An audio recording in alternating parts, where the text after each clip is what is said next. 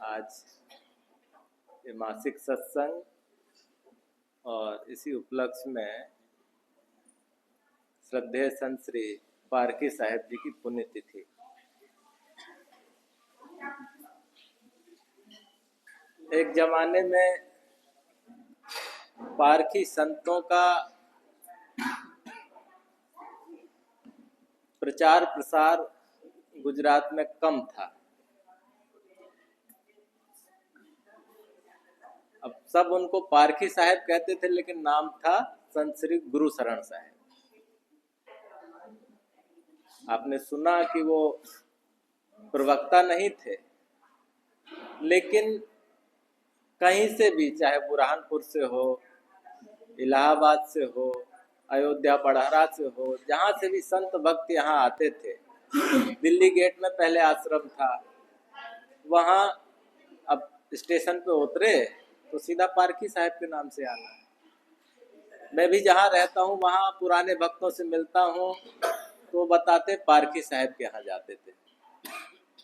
तो दूर दूर से संत भक्त यहाँ आया करते थे।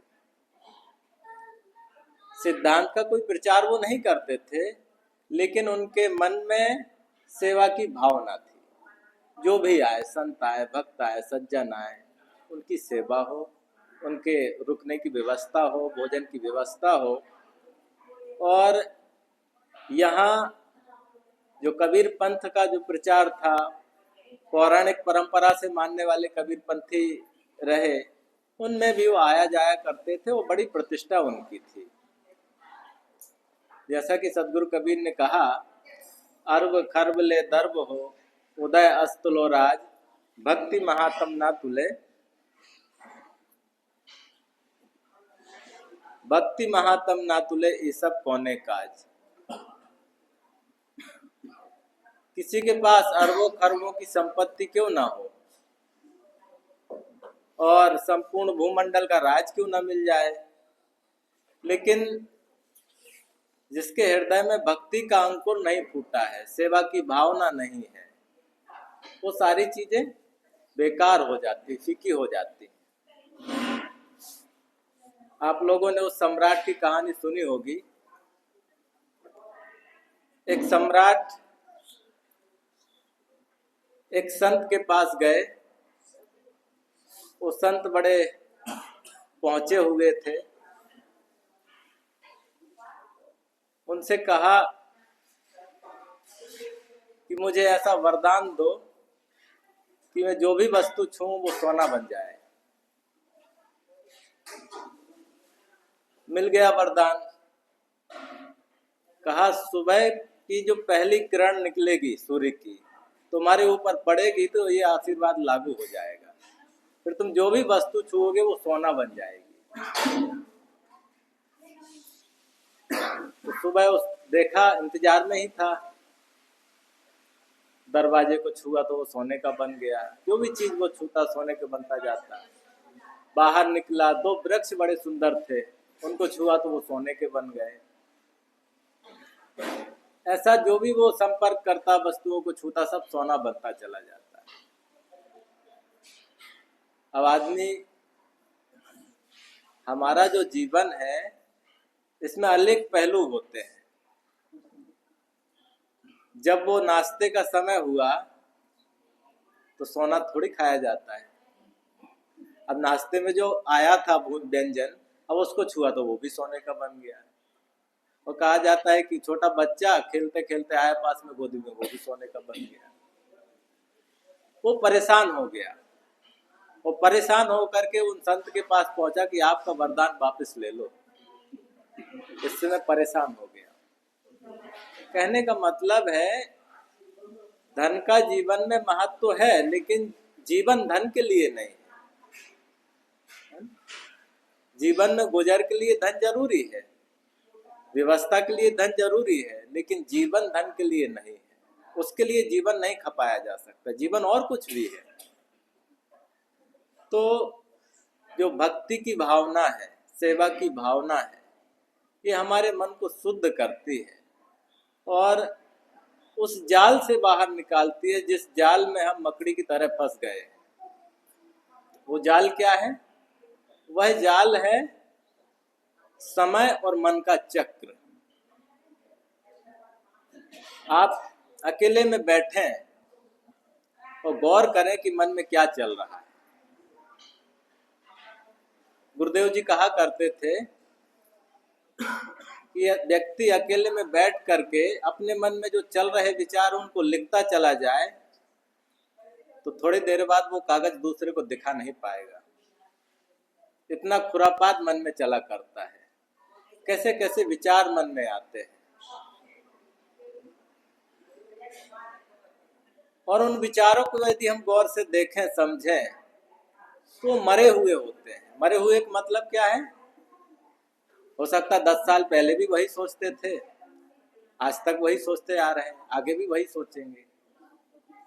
ऐसे कई विश्लेषण हुए हैं, परीक्षण हुए हैं जिनमें पाया जाता है कि हमारे जो रोज के विचार होते हैं वो लगभग 90% पुराने विचार होते हैं, कुछ नए नहीं होते हैं। और विचारों में क्या, या तो भूतकाल के होंगे या भविष्य की कल्पना के होंगे, प्लानिंग के होंगे। हमारा जो जीवन आज अभी और यही होता है। हम सोचे कि भविष्य अच्छा हो तो सोचने से तो अच्छा नहीं हो जाएगा, क्योंकि हम भविष्य में नहीं जा सकते। हाँ, अच्छा हो उसके लिए आज क्या कर सकते हैं इसके बारे में सोचना, वो काम करना अच्छी बात है। कल क्या हुआ, बरसों पहले क्या हुआ, पीछे जाकर के तो उसे ठीक नहीं किया जा सकता। हाँ, उससे आज क्या शिक्षा ली जा सकती है, आज वो गलतियां हम ना दोहराएं, ये चिंतन तो ठीक है। लेकिन आदमी इस चक्र में ऐसा जकड़ा हुआ है, हमेशा बीती बातों को लेकर के परेशान रहता है, भविष्य की चिंता को लेकर के परेशान रहता है। और भक्ति वो माध्यम है, ये दोनों से बचाता है। ये आज में, अभी में, वर्तमान में लेके आती है। उपासना भक्ति का काम ही यही है कि हम अपने केंद्र में लौटें। तो साहब ने कहा, अर्ब खरबले दर्ब हो, आपके पास कितनी भी संपत्ति हो। देखो ना, एक समय था जब अंग्रेजों का शासन था तो पूरब से पश्चिम, पश्चिम से पूरब, चारों तरफ उनका राज्य था। लेकिन आज कुछ है, छोटा सा राज्य सिमट करके रह गया है ब्रिटेन। तो ये जो बाहर का विस्तार है, इससे हमारी मन की शांति नहीं मिल सकती है, इससे हमारे मन का समाधान नहीं हो सकता है। बाहर का जीवन, दिनचर्या की जरूरतें, जितने काम हैं, इन सब के बाद हम शांति तो चाहते हैं। दिन भर काम करें, सुकून से सोना चाहते हैं। तमाम हम संबंध बनाए लोगों से, तमाम मित्र हों, नाते रिश्ते हों, लेकिन वो किस लिए हैं? आपस में प्रेम हो, सहयोग हो, समर्पण हो, उस लिए। अब उनको लेकर के हम उलझते रहें। हजारों साल के इस विकास के इतिहास ने आज हमें कहाँ ला करके खड़ा किया है। आदमी पैदल चलता था, जंगलों में रहता था, रास्ते बनाए, मकान बनाए, खेतियां करना शुरू किया। बड़े बड़े शहर, कितनी टेक्नोलॉजी आगे बढ़ गई है। धरती ही नहीं, चांद में पहुंच गए हैं, आसमान में घूम रहे हैं। लेकिन खड़े कहाँ हैं? खड़े वही हैं कि पहले तनाव कम था तो आज तनाव और ज्यादा है, चिंता कम थी आज चिंता और ज्यादा है। यहाँ तक कि खाने पीने की चिंता है लोगों को, जीवन गुजर की चिंता है। तो दौड़ करके हम कहाँ पहुंच रहे हैं, कहाँ खड़े हैं? उसका कारण यही है कि जो रास्ता शांति का है, समाधान का है, वो है भक्ति। जो भक्ति का पहला अर्थ होता है सेवा। सेवा की भावना से यदि हम काम करते हैं, अपने व्यवहार में कर्तव्य पालन, दूसरे के अधिकारों की रक्षा, ये भावना रख करके यदि हम काम करते हैं तो हम अपने मन की अशांति से बच सकते हैं, थोड़ा सुकून मिल सकता है। लेकिन भक्ति का सहारा न ले, सेवा की भावना ही ना हो, चित्त शुद्ध करने का हम काम ही ना करें, ऐसे विचारों को ना सुने, ना पढ़े, ना मनन करें, ना चिंतन करें, जो हमारे मन को समाधान देते हैं, तो हम कहाँ रहेंगे? बस भागते रहेंगे और भागते भागते कहीं पहुंचने वाले नहीं हैं। ये हजारों सालों का इतिहास गवाह है इसका। हम भागते भागते चांद पे पहुंच गए हैं, लेकिन क्या शांति मिली? नहीं मिली। वो मन का उद्वेग, वो अशांति, वो चिंता, वो कैसे मिटेगी?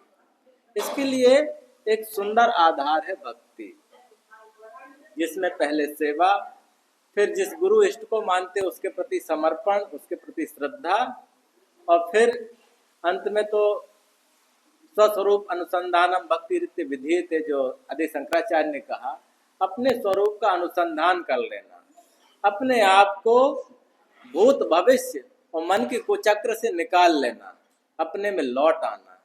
पूज्य गुरुदेव जी का संकेत सूत्र है, आत्मा में लौट आना सत्संग है। हम जो सुनते हैं, गुनते हैं, पढ़ते हैं, उसका मतलब क्या है?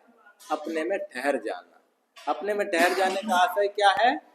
हम भूत भविष्य की चिंताओं से, तनाव से बच करके वर्तमान में लौट आए और शांति से, प्रेम से, भाईचारा से दैनिक व्यवहार करें, और जब अकेले हों तो अपने मन में बेकार के तनाव लेकर के न बैठें।